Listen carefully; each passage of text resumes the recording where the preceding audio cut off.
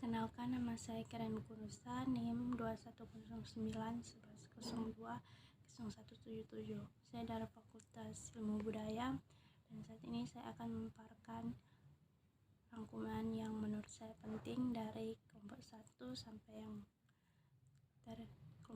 sampai kelompok 4. Materi yang pertama, hakikat manajemen. Apa sih yang dimaksud dengan manajemen dan manajer? Kata manajemen berasal dari bahasa Prancis kuno, management, yang berarti seni, melaksanakan dan mengatur. Istilah manajemen juga berasal dari kata management (bahasa Inggris) yang berasal dari kata to manage, yang artinya mengurus atau tata laksana. Menurut Kamus Besar Bahasa Indonesia (KBBI), manajemen adalah satu orang yang mengatur pekerjaan atau kerjasama di antara berbagai kelompok atau sejumlah orang untuk mencapai sasaran. 2. Orang yang berwenang dan bertanggung jawab membuat rencana, mengatur, memimpin, dan mengendalikan pelaksanaannya untuk mencapai sasaran tertentu. Fungsi manajemen yang pertama planning, kedua organizing, ketiga directing, dan keempat controlling. Manajer adalah seorang pegawai di suatu perusahaan yang bertugas mengkoordinasi berbagai kegiatan dari para pegawai perusahaan, kegiatan dan para pegawai kegiatan dari para pegawai perusahaan perlu untuk dikoordinir agar para pegawai dapat bekerja dengan baik. Pekerjaan yang dilakukan dengan baik tentu akan membuat perusahaan bisa mencapai sasaran dengan tepat. Pengertian manajer menurut para ahli. Yang pertama, Robert Tanenbaum, manajer adalah seorang yang dapat mengarahkan orang lain dan bertanggung jawab atas pekerjaan tersebut. Yang kedua, Oxford Learners Poker Dictionary, manajer adalah orang yang dapat mengorganisir bisnis, tim, olahraga. Materi yang kedua, perkembangan pemikiran manajemen dan lingkungan manajerial.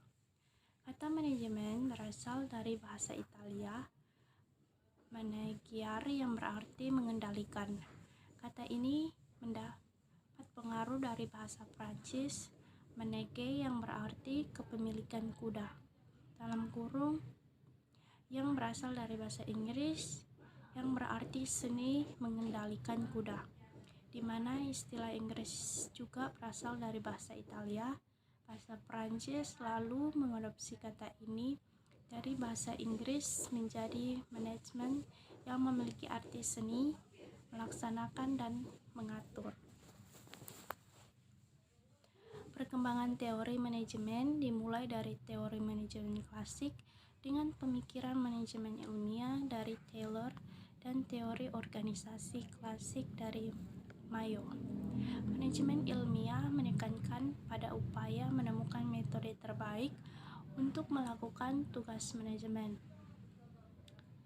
Teori organisasi klasik menekankan pada kebutuhan mengolah organisasi kompleks yang memfokuskan pada upaya penetapan dan menerapkan prinsip dan keterampilan yang mendasari manajemen yang efektif. Lingkungan manajerial adalah lingkungan internal dan eksternal yang mampu mempengaruhi kinerja manajer dalam organisasi. Lingkungan manajerial yaitu meliputi 1. Lingkungan internal, 2. Lingkungan eksternal, 3. Lingkungan global, 4. Lingkungan manajerial kultur. Materi yang ketiga, pemecahan masalah dalam pengembalian pengambilan keputusan.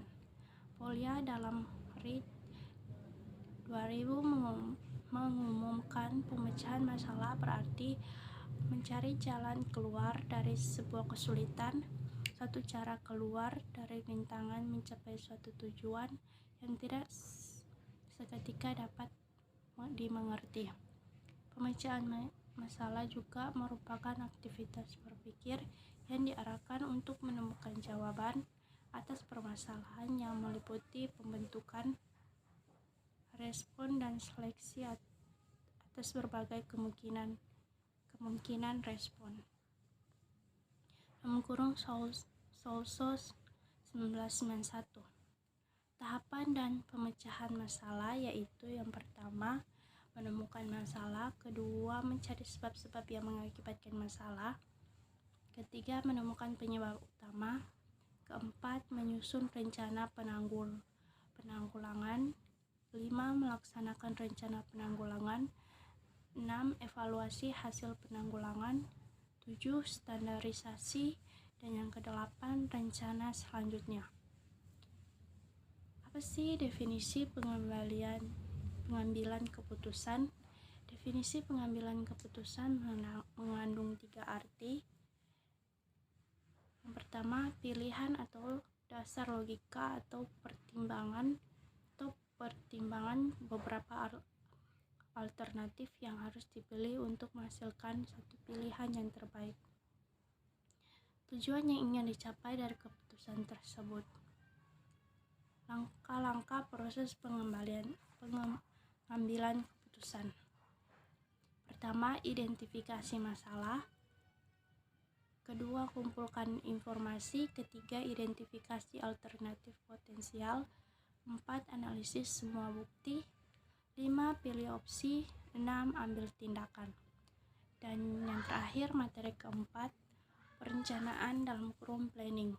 Perencanaan dalam kurung planning adalah fungsi dasar dalam kurung fundamental manajemen karena organizing, staffing, directing, dan controlling pun harus terlebih dahulu direncanakan.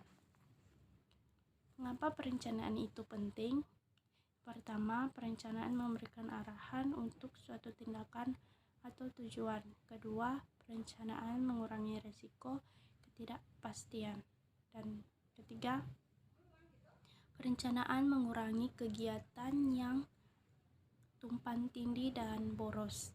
4, perencanaan mendorong inovasi dan kreativitas. Dan yang kelima, perencanaan menetapkan standar untuk pengendalian. Sekian dari materi yang saya anggap penting, dan terima kasih.